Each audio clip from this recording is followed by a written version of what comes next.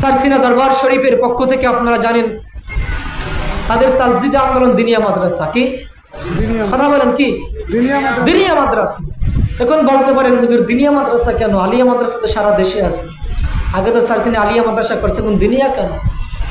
সারা বাংলার জমিনে, সারা বাংলাদেশ, অল বাংলাদেশের ভিতর সর্বপ্রথম যে কামিল মাদ্রাসা, টাইটেল মাদ্রাসা হয়েছে সেটা হচ্ছে সারসিনা মাদ্রাসা। আলহামদুলিল্লাহ। কোনটা?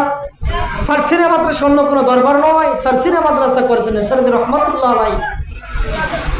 যখন তিনি দেখতেছেন আলিয়া মাদ্রাসাগুলো বিপদগামী হচ্ছে, ছেলে মেয়ে একসাথে লেখাপড়া করছে, তারা ভাগিয়ে যাচ্ছে, কোরআন হাদিসের পর্দা নেই, দেখাদেখি করছে, শিক্ষক স্যারে বসছে, মেয়েরা সামনে বসে আছে, পর্দা নাই, আছে না নাই? এই কথা বলেন, আছে না নাই? তখন তার সন্তান, যোগ্য সন্তান বীর মুজাহিদ আবু জাফর মোহাম্মদ সাদ রহমতুল্লাহ আলাইহি চিন্তা করলেন, হায় হায়, এখন একটি নবীর আদর্শ, নবীজির আদর্শের মোতাবেক, ইসলাম মোতাবেক, সুন্নাত মোতাবেক একটি মাদ্রাসা কায়েম করা দরকার, দিনিয়া মাদ্রাসা। সুবহানাল্লাহ, সুবহানাল্লাহ। তিনি 1985 সালে করলেন দিনিয়া মাদ্রাসা। সেই মাদ্রাসা আজকে এক নয়, দু নয়, 2500 মাদ্রাসা কায়েম হয়েছে।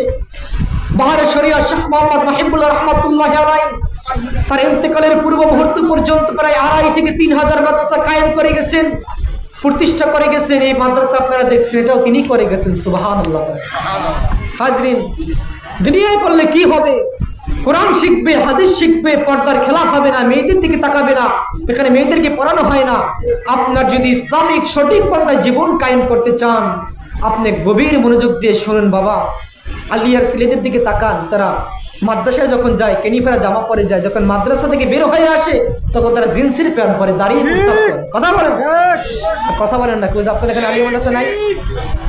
জিন্সের প্যান্ট পরে, লুঙ্গি পরে, ঘুরে দাঁড়িয়ে প্রসাব করে। আর আপনি দিনিয়ার ছাত্রদের দিকে তাকান, তারা সবসময় নবীর সুন্নাত মাথায় থাকে, পাঞ্জাবি থাকে, বসে বসে নবীর সুন্নাত তরিকা অনুযায়ী প্রসাব করে, কৃষি ব্যবহার করে, বিলাপুর আদায় করতে। কথা বলেন ঠিক কি? এখন আপনার বিবেকের কাছে প্রশ্ন, আপনি সন্তান কোথায় দিবেন? বড় আলেম করতে চান, আপনি সারসিনা দিনিয়াতে দেন, এখানে দিনিয়াতে দেন, ভালো আলেম হবে, সহশিক্ষা হবে না, মেয়েদের সাথে লেখাপড়া করবে না, পর্দার খেলাফ হবে না। আল্লাহ রসুল বলেছেন যেখানে নারী পুরুষ একসাথে, ওখানে আল্লাহ পাকের রহমত নাই। এই জন্য সকলের কাছে আরো, আপনাদের এলাকায় একটি দিনিয়া মাদ্রাসা, এটা ভাগ্যের ব্যাপার। নবীর আদর্শে একটি মাদ্রাসা আপনাদের ছেলে সন্তান নাতি যারা রয়েছে এখানে দিবেন, ভালো আলেম হবে। এখানে যখন লেখাপড়া শেষ হয়ে যাবে তখন বড় প্রতিষ্ঠান সারসিনা আছে, আর বিভিন্ন জায়গায় আছে সারসিনা দরবার শরীফের প্রতিষ্ঠান, সেখানে দিনিয়া মাদ্রাসা